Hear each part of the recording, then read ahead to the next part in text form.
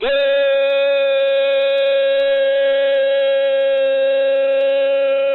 morning, Vietnam. It's just a smidgen past 5 after 6, and here we go with another day's version of the Dawn Buster Show from Armed Forces Radio.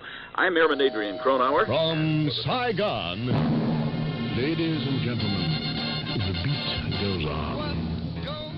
It's their war. Now, America wins the wars that she undertakes. They're the ones who have to win it or lose it. We have declared war on ignorance.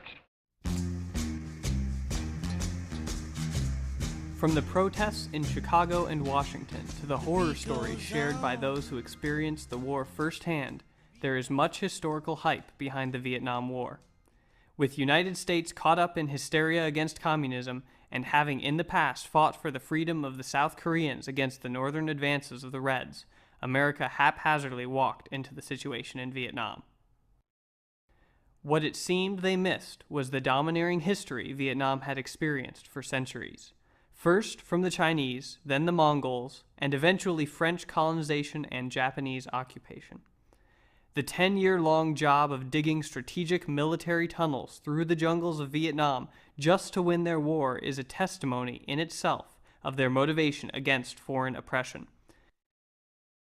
With such leaders as Ho Chi Minh, who gained his support from the common people, dressing, eating, and sleeping as they did, and military leaders who understood the chain of command and had no need for questions to be answered, there is little surprise concerning the fight they made against the U.S. It was their territory, their villages, their jungle, and their war. They weren't going to run away. And if they did, it was only to gain more support from local villagers or from the army in the north before reforming and attacking again. Because they were supplied by the Chinese communists with military artillery and support, and also moved by the common people, they could transport heavy artillery through the jungles and up and down mountains with their large labor force to face the French and American soldiers as worthy opponents.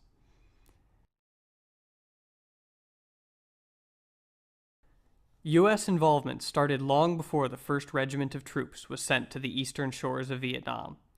As an ally with France, the U.S. supported French colonization of Vietnam against threats of communism. But French colonization in Vietnam came to a screeching stop at the Battle of Dien Bien Phu, where Vietnam defeated the French, causing France to push out and seek peace agreements. At the Geneva Peace Accords in 1954, the Allies gained supportive control of South Vietnam, and the Communists gained supportive control of the North, dividing the country at the 17th parallel. This would stand till 1956, when the country would hold national elections, but the Allies did not fully support the Geneva Accord because of the predicted outcomes of the elections. They have expended their manpower in reckless assaults, apparently designed to improve their bargaining position at Geneva. That is not a good prelude to Geneva. The elections in the South led to No Dinh Diem, an anti-communist, coming into office amidst large amounts of controversies regarding the authenticity of the election. In 1957, Diem, with U.S. support, waged counterattacks against the North, claiming that they were trying to take the South by force. Diem's controversial election and foolish policies led many South Vietnamese, including university students, Buddhists, and other intellectuals, to join in supporting the communists. What have the Buddhist leaders done comparatively? The only thing they have done, they have barbecued one of their monks, whom they have intoxicated, whom they have abused the confidence. And even that barbecuing was done not even with self-sufficient means, because they use imported gasoline.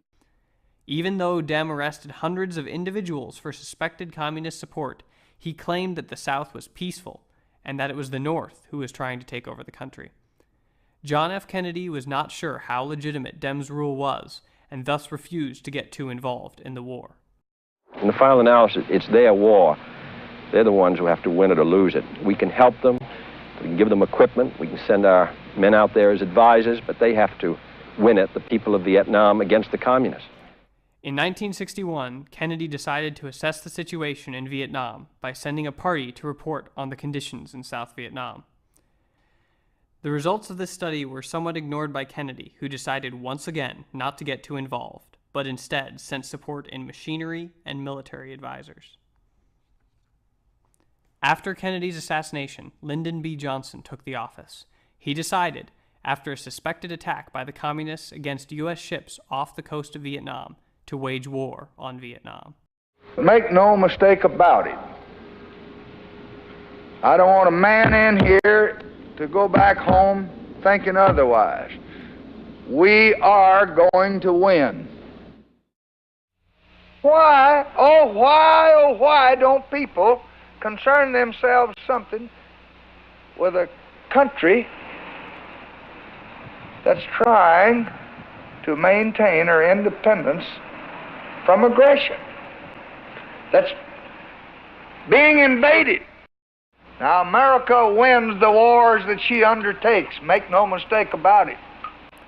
Congress, with little apprehension, gave Johnson the ability to wage war without actually declaring war. This was only detested by two senators, Morse from Oregon and Gruening from Alaska. Being in the minority never proves that you're wrong. In fact, history is going to record that Senator Gruening and I voted in the interest of the American people this morning when we voted against this resolution. And I'd have the American people remember what this resolution really is. It's a resolution which seeks to give the President of the United States the power to make war without a declaration of war. Throughout 1964, Johnson considered what would be the best way to wage war in Vietnam.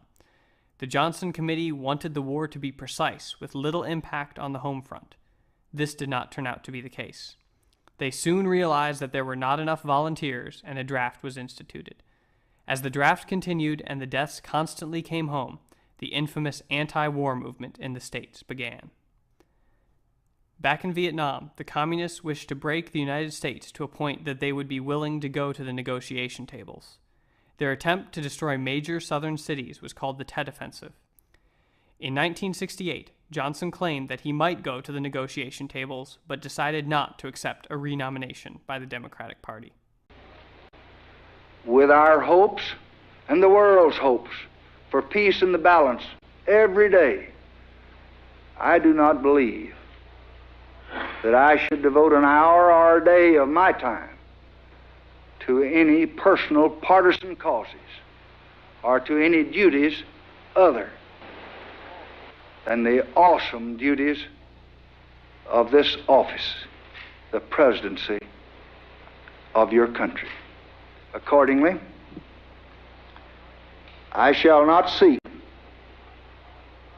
and I will not accept the nomination of my party for another term as your president. Let me tell you what those 4 years have done to America. The longest war that America's ever had in its history. The worst crime wave we've ever had in our history.